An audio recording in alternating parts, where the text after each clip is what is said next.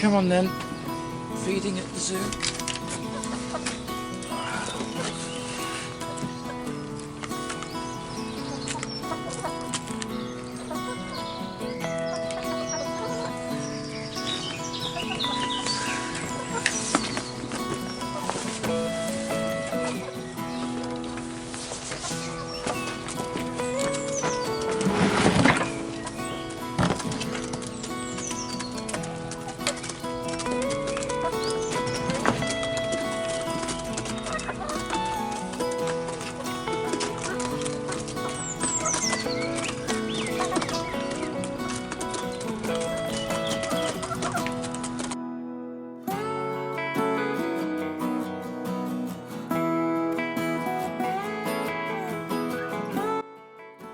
Hi everyone, and welcome back to the greenhouse and another update here on Belvedere and Abbey Garden Farm with me, Tom.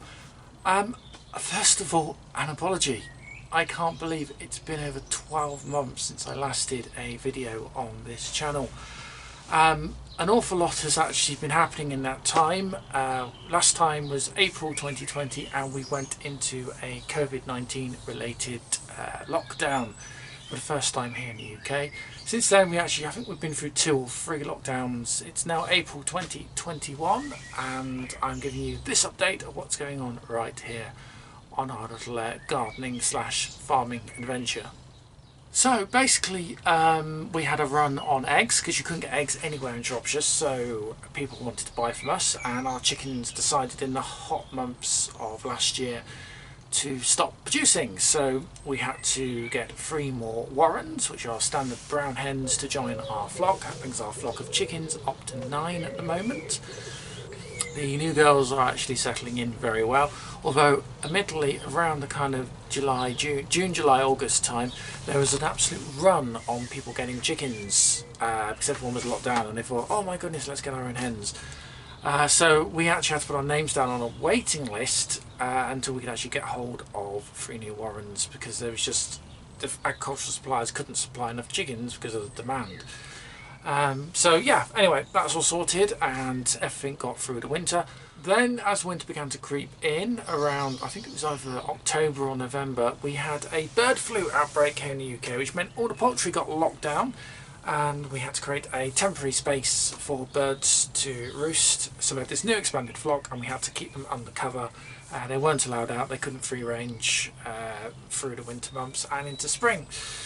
Luckily, at the end of March we got the green light to let chickens out. We didn't have any bird flu infections here, so thank goodness for that. So now we are trying to get into end of April, May, and it's been very, very cold. We had snow here over Easter. It's not great temperature. I'm looking back at some footage that I shot up exactly this time last year, and you can just see how much more growth there was, how further along spring was than it is this year. So the season is late and this is causing us some issues, but we're getting there. It's very, very slowly. Also, it's the fact is that because of lockdown, not being able to get hold of resources and supplies of things has sort of put some projects on hold, but let's see what happens going forward.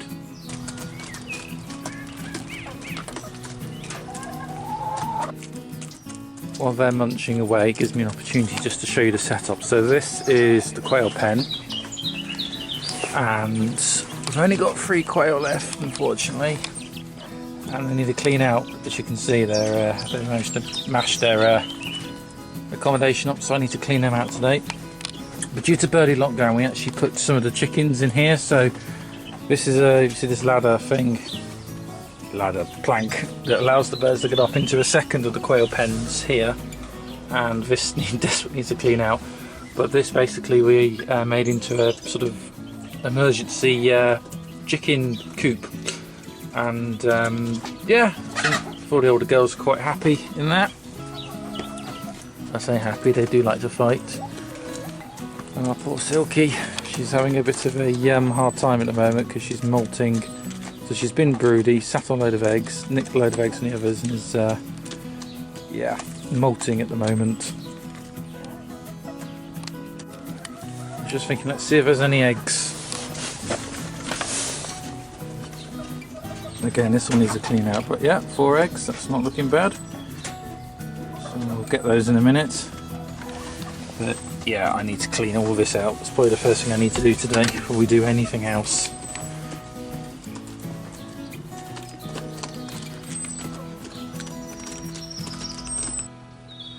So away from the chickens, let me give you a quick tour of the beds. So this is supposed to be the garlic, and it was planted in October 2020. Closhed over, but we've had a bad winter and it's still cold now, and it's now come to the end of April and it's still cold, and all I've got, see here, are 2 garlic plants. Everything else in this bed has failed, so I've got to make a decision what I'm doing there. Moving on, this was peas and broad beans. Again, not great, planted in October last year.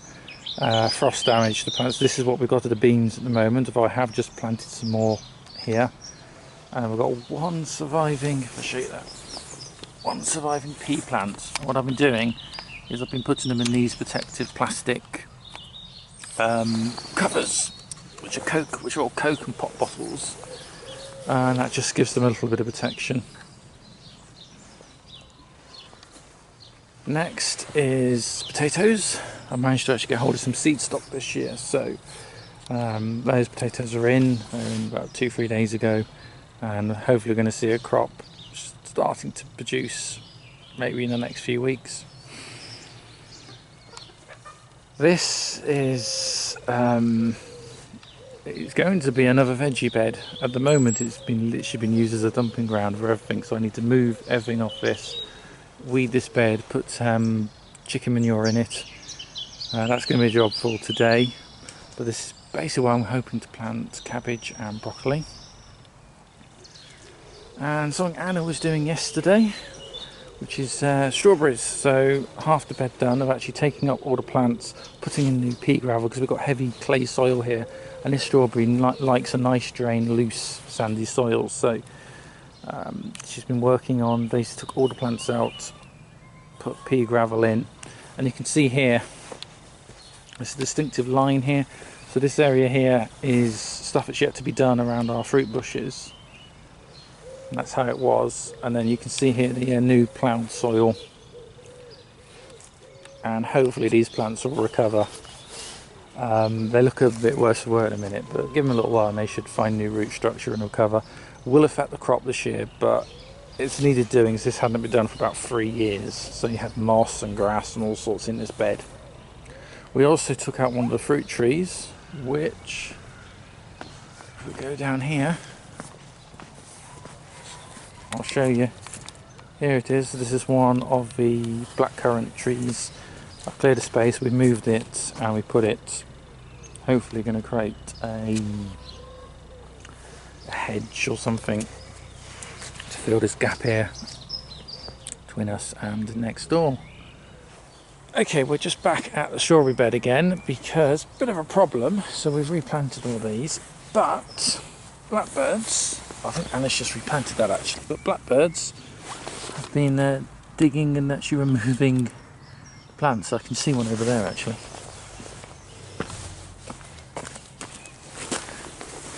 Yeah, completely removing what we're trying to replant. So what we're going to have to do is give this another water, and I think we'll have to cloche over this, just give it some protection until these are rooted properly back into the soil.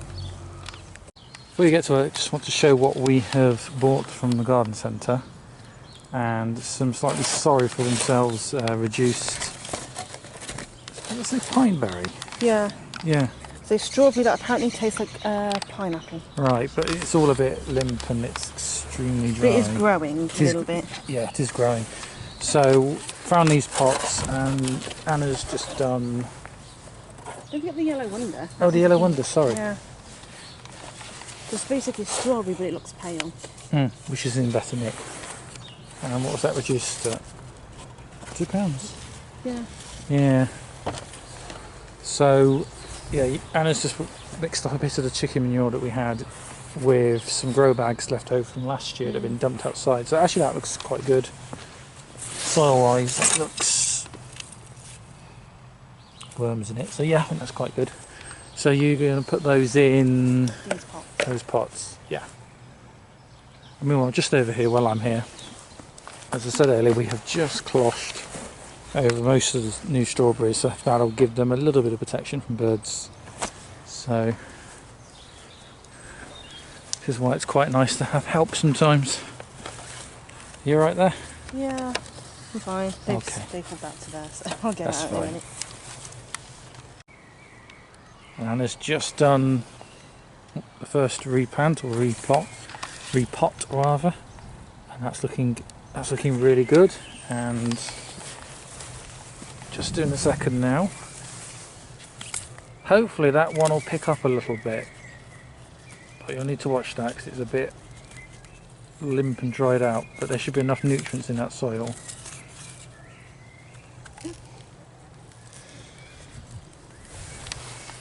Yeah, hopefully they'll thrive, and then we can look at planting them more permanently. Yep. So yeah, that's looking great. And this is why we don't let chickens out, especially in the spring when we're trying to grow things, because you get the odd escapee, and straight in the potato bed. And let's dig lots of holes like that.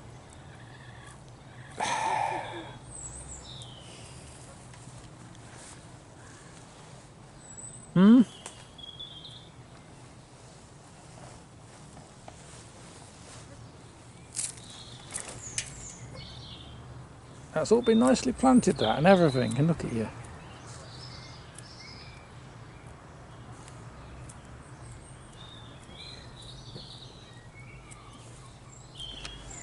Pop you back with the others. There's major envy going on at the fence. I somehow think I'm going to go and rescue that chicken in a minute. Yep. Well, she has her own little adventure. Venture, yeah. So how we create chicken run.